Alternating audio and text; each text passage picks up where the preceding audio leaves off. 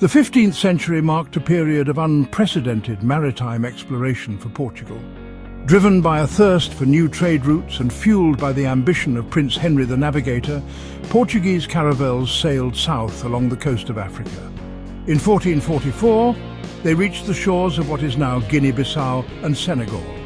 This marked Portugal's first foray into sub-Saharan Africa, a land rich in resources and ripe for trade.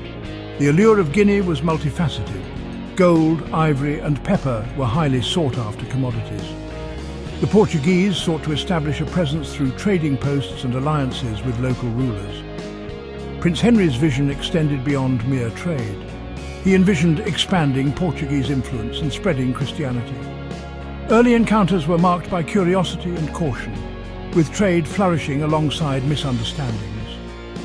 As the Portuguese presence grew, so did their ambition, transforming into a brutal system of human trafficking. The early voyages to Guinea were just the beginning of a long and complicated relationship. This relationship, though initially driven by trade, would soon be overshadowed by the horrors of the transatlantic slave trade. The Portuguese wasted no time in establishing a foothold in Guinea. Trading posts along the coast became centres of commerce and points of contact with the indigenous population. The focus of trade gradually shifted from gold and spices to enslaved Africans. The Portuguese exploited existing systems of slavery, purchasing captives from local rulers and warlords.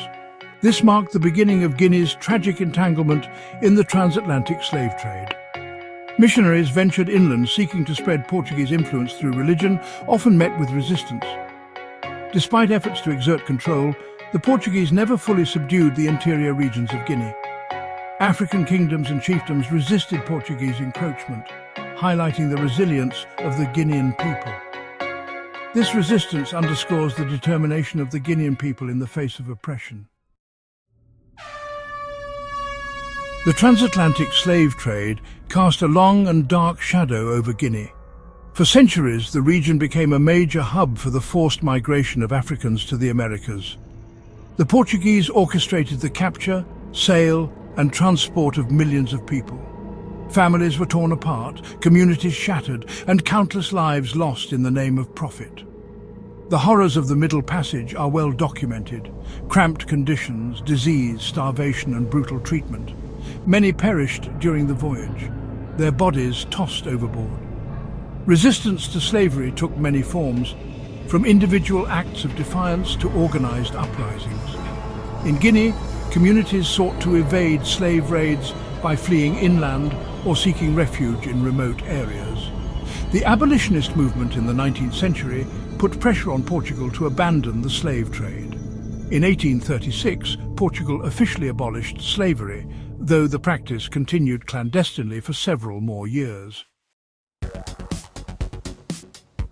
With the official abolition of the slave trade, Portugal sought to reorient its relationship with Guinea towards legitimate commerce. This new era focused on the extraction of raw materials such as peanuts, rubber and timber.